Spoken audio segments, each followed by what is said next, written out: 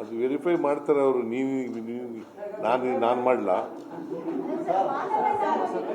ಅವ್ರ ಮಾನದಂಡ ಅವರೇ ಮಾಡ್ತಾರೆ. ಮನೆ ಕಟ್ಟಿದ್ದೇ ಅಕ್ರಮ.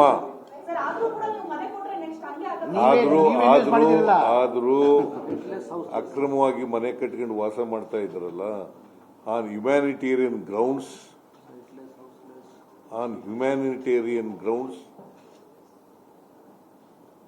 ನಾವು ಇವರಿಗೆ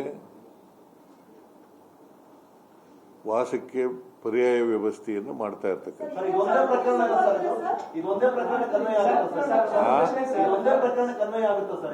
ಯಾವುದಕ್ಕೆ ಈ ರೀತಿ ಮನೆಯನ್ನು ಕೊಡೋದು ಸರ್, ಅಕ್ರಮವಾಗಿ ಮನೆ ಕಟ್ಟಿದವರಿಗೂ ಮನೆ ಕೊಡುವಂತದ್ದು ಇದು ಒಂದೇ ಪ್ರಕರಣಕ್ಕೆ ಅನ್ವಯ ಆಗುವಂತ ಸರ್ಕಾರ. ಹೌದೌದು. ಯಾಕೆ ಸರ್ ವಿಶೇಷ ಆಸಕ್ತಿ ಯಾಕೆ ಸರ್? ವಿಶೇಷ ಆಸಕ್ತಿ ಏನಿಲ್ಲ. ಇದನ್ನ ಬಿಜೆಪಿ ಇವರು ಕಮ್ಯುನಿಸ್ಟ್ನವರು ರಾಜಕೀಯ ಇಶ್ಯೂ ಮಾಡಿಬಿಟ್ಟಿದ್ದಾರೆ. ಇದನ್ನ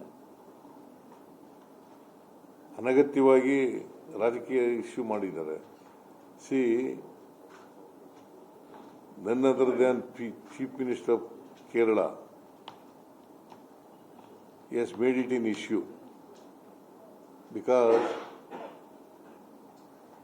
the election is coming. Assembly election is coming in the month of March or April. That is why he has sent one MLA and also Rajya Sabha member to this Kogilu. Sir, ಅವರು politics ಮಾಡಿದ್ದಾರೆ sir. It is purely counter ಮಾಡಿದೀವಿ ರೀ. ಆದರೂ ಕೂಡ on humanitarian grounds we are going to give alternative accommodation to these people.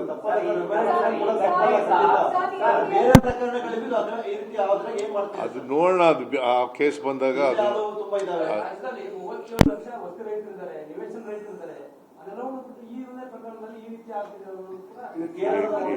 ಹೇಳಪ್ಪ. ಇಲ್ಲಿ ಬಡವರಿಗೆ ಕೊಡ್ಬೇಕಂತ ಮನೆಗಳು ಕಟ್ಟಿತ್ತು.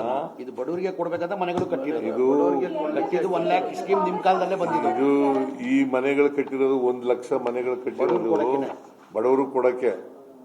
ಯಾರಿಗೆ ಮನೆ ಇಲ್ಲ, ಯಾರಿಗೆ ಸೈಟ್ ಇಲ್ಲ, ಅವರು ಕೊಡಕ್ಕೆ. ಇವರೆಲ್ಲ ಸೈಟ್ ಇಲ್ಲದವರು, ಮನೆ ಇಲ್ಲದವರು, ಇವ್ರಿಗೆ 1 ಲಕ್ಷ ಮನೆಗಳು ಕಟ್ಟಾಗಿದೆ. ಒಬ್ರು ಮಾತಾಡ್ರಿ. ಒಂದ್ ಪ್ರಶ್ನೆ ಸರ್, ಇವಾಗ ತುಂಬಾ ಜನ ಬಡವರು ಇದ್ದಾರೆ, ಅವ್ರಿಗೆ ಮನೆ ಇಲ್ಲ. ಇವಾಗ ಇಲ್ಲಿ 10 ಜನ ಇದ್ದಾರೆ ಅಂದ್ರೆ ಅವ್ರಿಗೆ ಮನೆ ಇರಲ್ಲ. ಇವಾಗ 10 ಜನನು ಬೇರೆ ಮನೆ ಕಟ್ಟಿದ್ರೆ ಕೇಳಪ್ಪ, ಇಲ್ಲಿ ಈ ಮನೆಗಳು ಕಟ್ತಾ ಇರೋದು ಯಾರಿಗೆ? To whom we are building these houses? To whom? To siteless and houseless people only. We are accommodating these people because these people are also houseless and sightless people. Sir, ಪ್ರಶ್ನೆ ಅದಲ್ಲ ಸರ್. ನಾಳೆ ಯಾರಾದ್ರೂ ಅತಿಕ್ರಮ ಪ್ರವೇಶ ಮಾಡಿದ್ರೆ ಅವ್ರಿಗೂ ಮನೆ ಕಟ್ಕೊಡ್ತೀರಾ sir? ಇದು ಒಂದು ಉದಾಹರಣೆ. ಅದಕ್ಕೆ ಹೇಳಿದ್ದು ನಾನು ಮೊದಲೇ ನಿಮ್ಗೆ ಹೇಳಿದ್ದು, ಅಧಿಕೃತವಾಗಿ ಬೆಳವಣಿಗೆಗಳು ಬರಬಾರದು, ಬೇರೆ ರೀತಿ ನೋಡ್ಕೋಬೇಕು ಅಂತ ಅಧಿಕಾರಿಗಳಿಗೆ ಸ್ಟ್ರಿಕ್ಟ್ ಇನ್ಸ್ಟ್ರಕ್ಷನ್ಸ್ ಕೊಟ್ಟಿದ್ದೀವಿ. ಒಂದು ವೇಳೆ ಬಂದ್ರೆ ಅಂತ ಅಧಿಕಾರಿಗಳ ಮೇಲೆ ಶಿಸ್ತಿನ ಕ್ರಮ ತಗೋತೀವಿ.